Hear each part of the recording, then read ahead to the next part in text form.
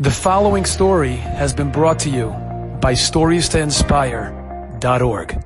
This is the Rabbi Y.Y. Rubenstein book, Refuat Halev, a terrific pirush on Chovat Levavot Sha'ar Bitachon.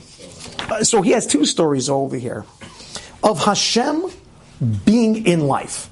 Now, in 1988, an American airliner, Pan Am Flight 103, was flying over the little Scottish town of Lockerbie when a bomb detonated in the hold and sent 259 people hurtling to their deaths. 11 more died in the town itself. I was born in Scotland, and as I listened to the news, I felt connected to what had happened, even though I'd never really actually visited Lockerbie.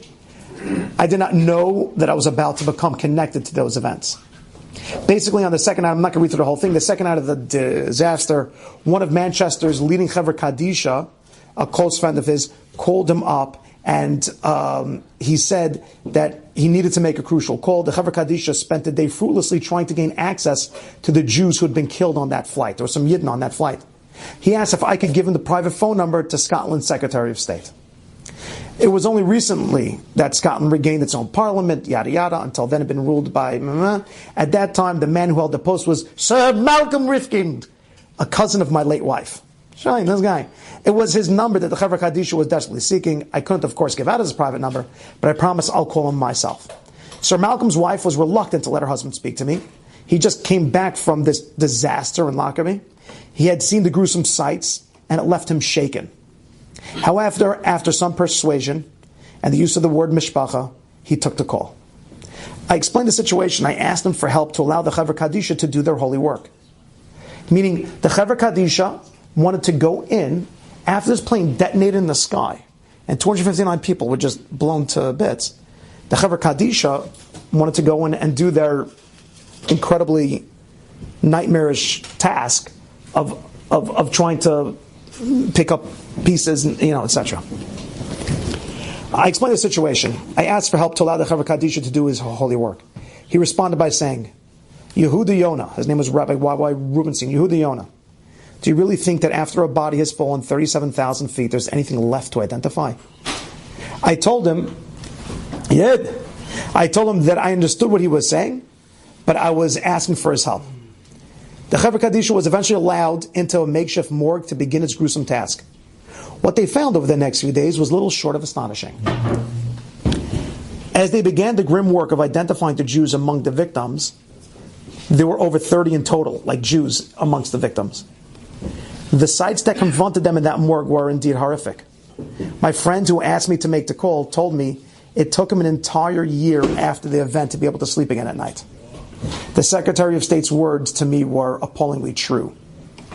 Listen to this. Yet, after the Jewish bodies were located, an astonishing thing became apparent. None of them had so much as a fingernail missing.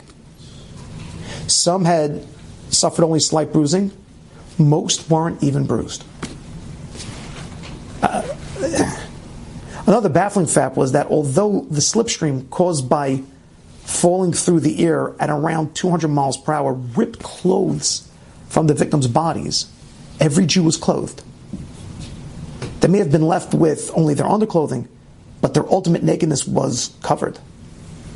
So, yeah, and it's not a happy story, but it's an impossible story. It's something that just can't be, but it's something that says that, and it seems that it was the Yidden over there, it doesn't say in the story it was only this, I can't, but that when the Chevra Kadisha showed up, an impossible thing, and like what the man said to him, the Secretary of State had said to him that what he saw when he was on the scene was body parts strewn all over the place. It was impossible to identify anything. So certainly most of the bodies were decimated.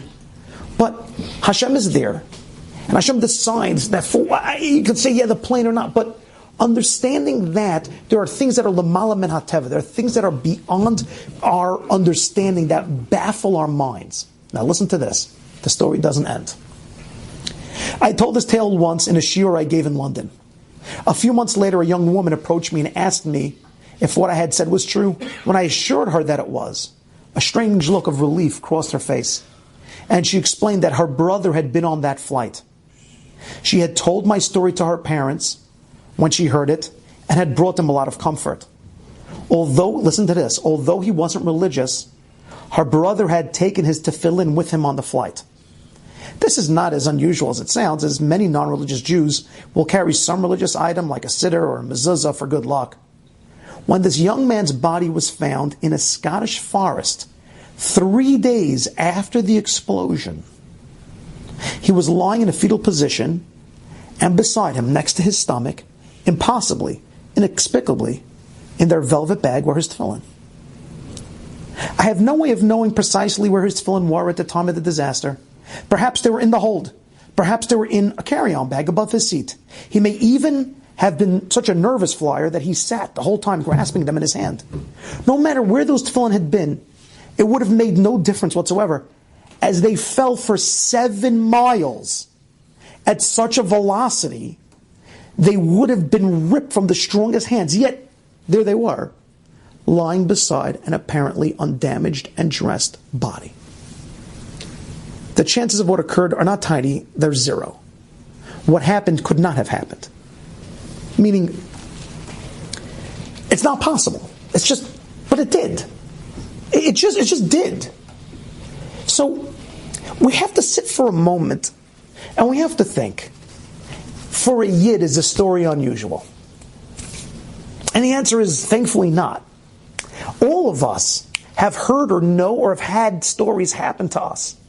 I don't know to what degree, higher, smaller, better, worse, I don't know. But that we point to things and we say, there's something bigger going on.